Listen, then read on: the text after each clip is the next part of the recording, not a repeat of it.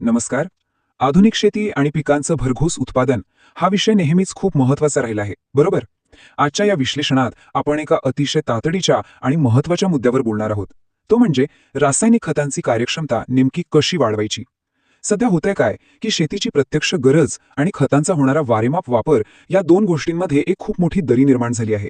म्हणूनच आज आपण या पूर्ण परिस्थितीचा एकदम सविस्तर आढावा घेणार आहोत आणि यावर काय उपाय असू शकतात हे समजून घेणार आहोत. चला तर मग सुरुवात करूया. आता आजच्या घडीला कृषी क्षेत्रातली सर्वात मोठी आणि उघड वास्तविकता काय असेल तर ती आहे रासायनिक खतांचा अतिशय मोठ्या प्रमाणावर होणारा वापर. पिकांचं उत्पादन झटपट वाढलं पाहिजे या अपेक्षेने खतांवर अवलंबून राहण्याचं प्रमाण अलीकडच्या काळात खूपच म्हणजे खरोखरच खूप जास्त वाढलं आहे. आणि हो, ही काही कुठल्या एका विशिष्ट गावाची किंवा ठराविक राज्याची परिस्थिती नाहीये बरं का.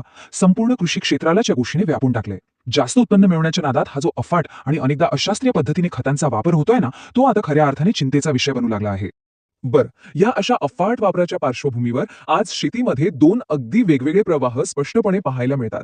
एकीकडे आपण आताच पाहिल्याप्रमाणे रासायनिक खतांवर असलेलं प्रचंड मोठं अवलंबित्व आहे, पण दुसरीकडे एक अतिशय वेगळं आणि आशेचं चित्रही हळूहळू समोर येत आहे.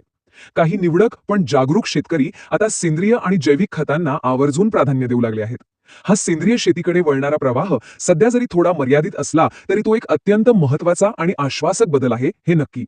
हे दोन परस्पर विरोधी प्रवाह आजच्या शेतीचं खरं वास्तव आपल्या समोर मांडतात आणि एका नव्या वेगळ्या पर्यायाचा विचार करायला नक्कीच भाग पाडतात. मग आता प्रश्न पडतो की या समस्येवर नेमका उपाय काय. तर इथेच सर्वात कळीचा मुद्दा समोर येतो आणि तो म्हणजे सध्या वापरल्या जाणाऱ्या रासायनिक खतांचा वापर कमीत कमी कसा करता येईल आणि त्याच वेळी त्यांची कार्यक्षमता कशी वाढवता येईल यावर पूर्ण लक्ष केंद्रित करणे. खतांचा जो अवाजवी आणि अतिरिक्त वापर होतोय ना, तो टाळणं 100% शक्य आहे. मुळात आपण जी खतं वापरतोय त्यांची गुणवत्ता आणि पिकांना ती शोषून घेण्याची क्षमता इतकी प्रभावी असायला हवी की खतांचं प्रमाण आपोआपच कमी होईल.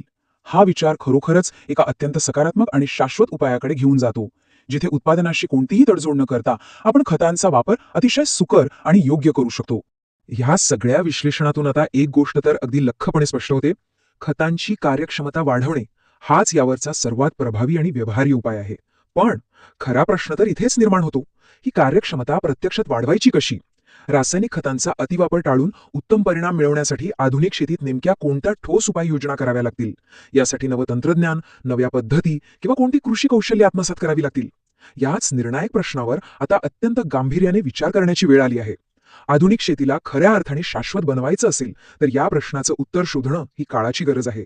काय वाटतं, या उपाययोजना नेमक्या काय असतील यावर नक्की विचार